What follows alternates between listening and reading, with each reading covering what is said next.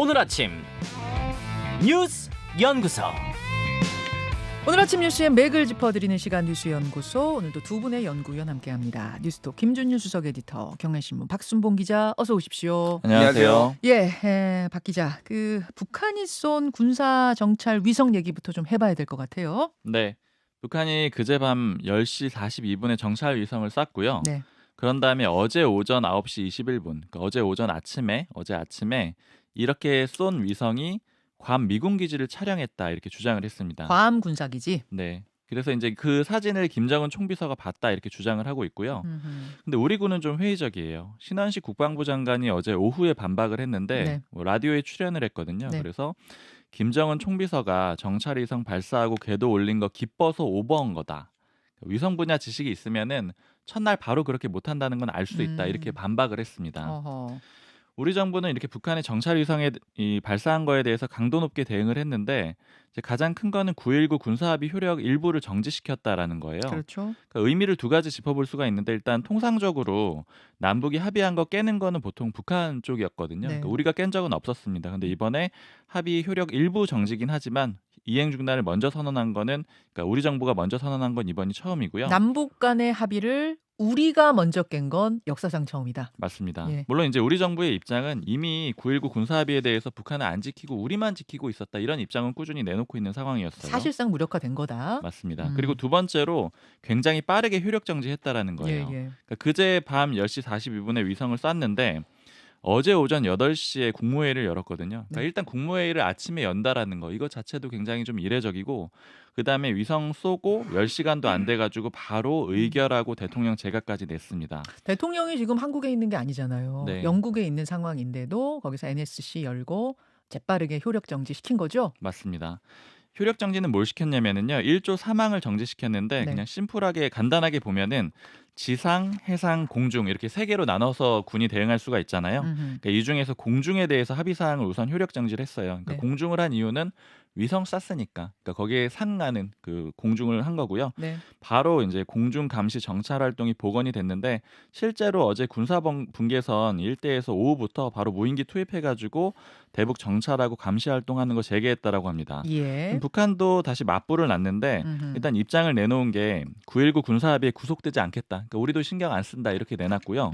그리고 어젯밤 11시 5분에는 동해상으로 탄도미사일을 또 쐈습니다. 네. 근데 우리 합참은 요 미사일 발사는 실패한 것 같다 이렇게 추정하고 있는 상태고요. 자, 잠시 후에 군 장성 출신이면서 9.19 군사 합의를 맺을 당시에 주도했던 분이세요.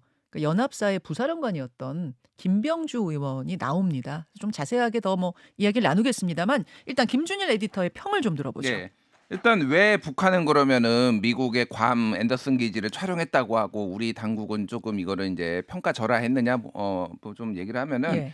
일단은 정찰 위성이 궤도에 올라가도 이게 예. 이제 본국하고 수신을 하고 이렇게 신호를 주고받으면서 이제 미세한 조율이 필요하다라는 거예요. 그러니까 그러니까 카메라 성능이 좋다고 하더라도 이거를 정확하게 찍기까지는 한두 달 정도 걸리는데 역사상 이렇게 올라가자마자 잘 찍은 사례가 없다라는 겁니다. 그러니까 그래서 국방부 신원식 국방부 장관도 그렇고 전문가들도 그렇게 이제 이렇게 잘 찍었을 리가 없다 쉽게 얘기를 하면 그러니까 사진을 찍어서 보낸 게 맞긴 맞더라도 그게 정말로 정찰 위성으로서의 제 역할을 했다고 할 정도 화질이 나오진 않았을 거다. 그러니까 구글 어스보다 나았을 게 있느냐 뭐 이런 거죠. 그 얘기인 거군요. 그래서 이제 그게 그럼 북한은 왜 이렇게 했느냐? 본인들이 성공해서 안 찾겠다라는 것도 강조하고 싶고 지난해 12월에 북한이 이제 위성 사진을 공개를 했는데 그때 혹평을 받았어요. 그러니까 전문가들. 맞아요. 그래서 이거 너무 조악하다. 네이버보다 못하다. 네이버 지도보다 못하다. 뭐 이런 얘기를 나오니까 그때 강하게 반발해서 우리 기술력 이 정도 있어라고 한 건데 어쨌든 사진은 아직 공개를 안 했습니다. 그러니까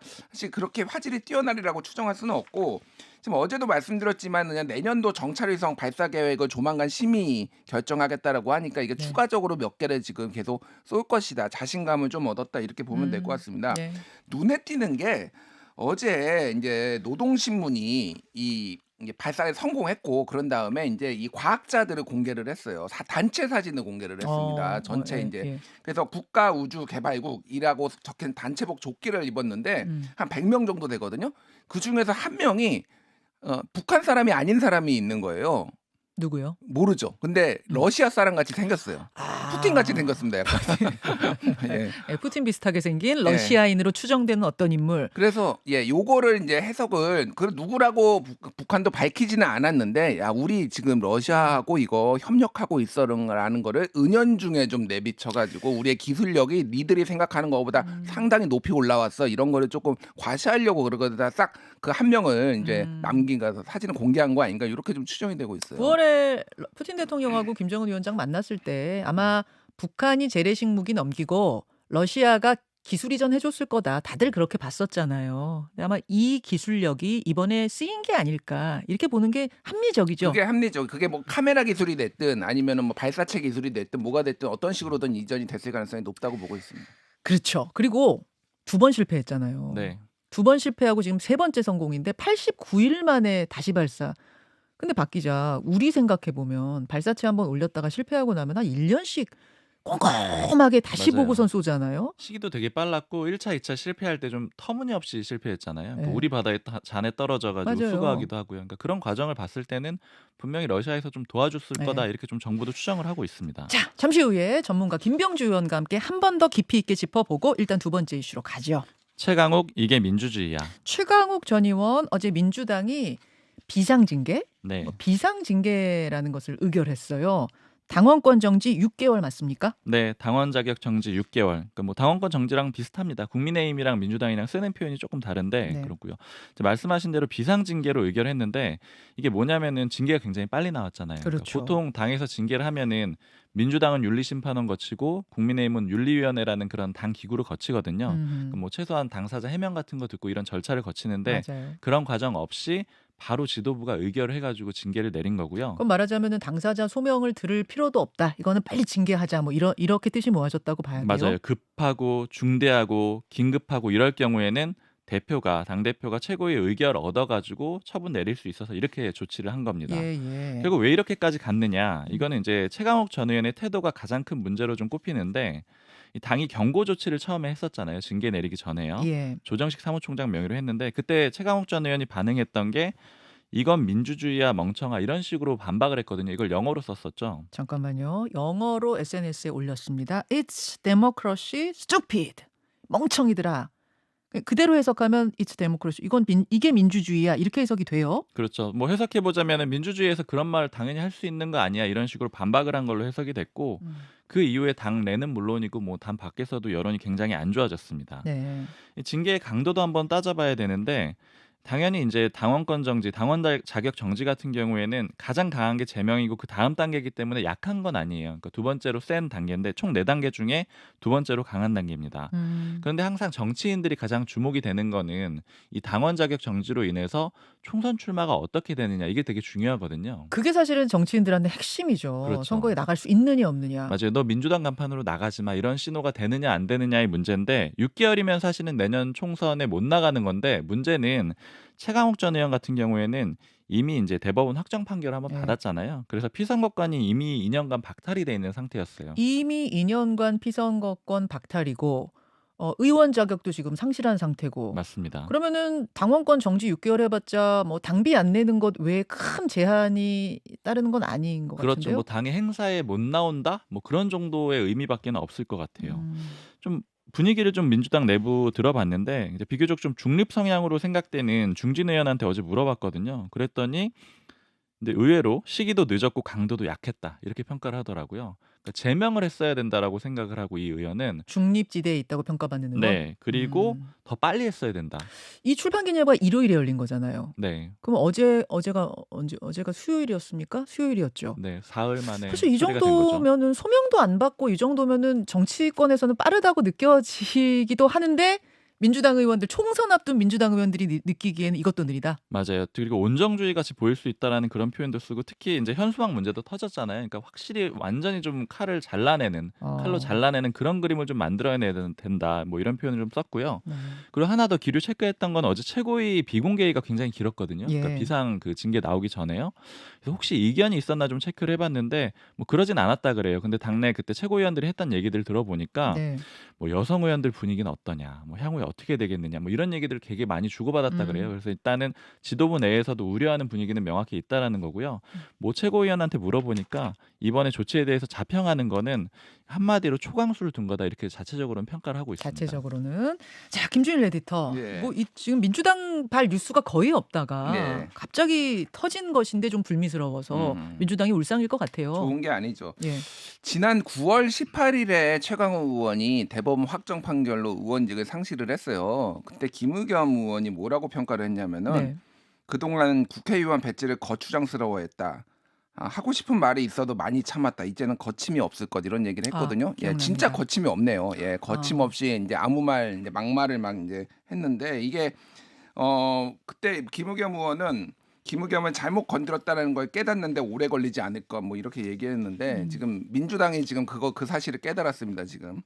그래서 이게 그러니까 최강욱 의원이 원래 말 막 하는 거 좀 유명합니다. 원래 민주당 쪽에서도 그거 다 알아요. 그러니까 막 거침없이 해요. 그러니까 이게 약간 선을 넘나드는 거. 근데 이제 사석에서 하는 거하고 예. 이게 공개적인 자리에서 하는 거하고가 좀 구분이 안 되는 이런 게 있는데 민주당 배지를 달고 있었어도 정말 이렇게까지 했을까 그 생각도 들어요. 그러니까 너무 이제 본인이 나는 최전방 공격수야. 나는 자유로워 이러면서 이제 아무 말을 좀 막 하다가 이런 일이 벌어진 거고 어제 김기현 대표 같은 게 이게 이제 안 좋은 게 뭐냐면은 네. 과거에 민주당이 이제 뭐 저질렀던 과오 같은 것들 뭐 이런 것들이 이제 다 줄줄이 소환이 되는 거예요. 그러니까 뭐 김기현 대표 같은 경우에도 이런 생각에 박원순 오거돈 안희정 성범죄 사건이 일어났다. 뭐 이렇게 이제 페이스북에 글을 올리기도 했고 중앙일보 논설위원 안혜리의 시선 뭐 이런 칼럼이 나왔는데 민주당스럽다는 말 또 나오게 한 최강욱 그래가지고 갖가지 이제 민주당 여성 뭐 성 비위라든지 범죄 막 이런 게 막 소환되는 거거든요.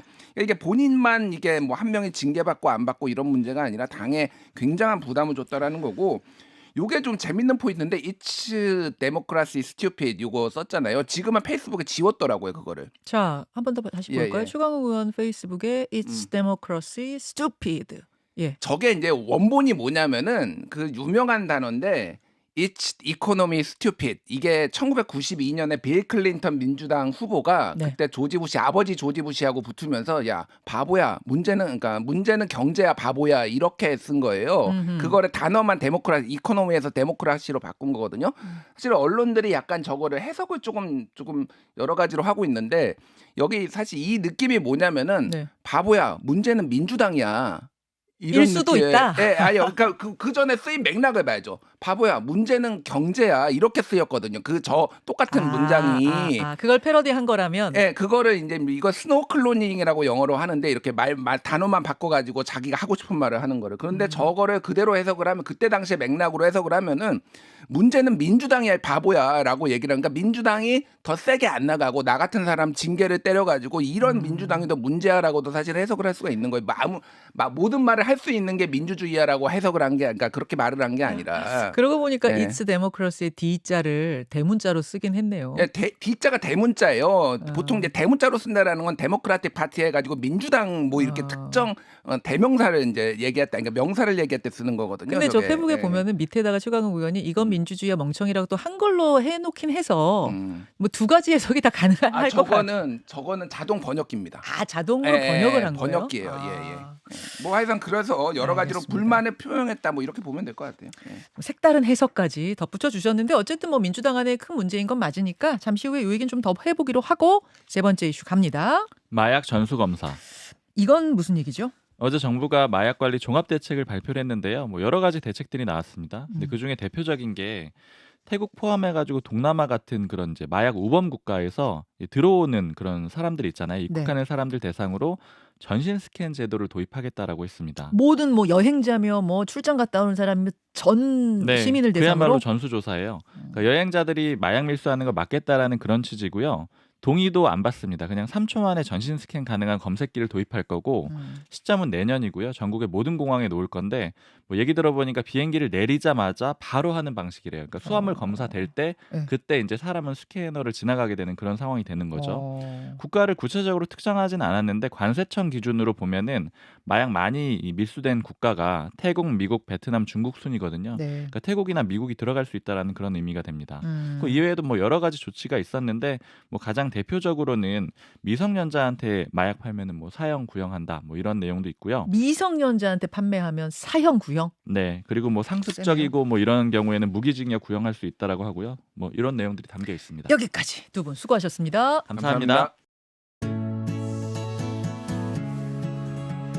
김현정의 뉴스쇼는 시청자 여러분의 참여를 기다립니다. 구독과 좋아요, 댓글 잊지 않으셨죠?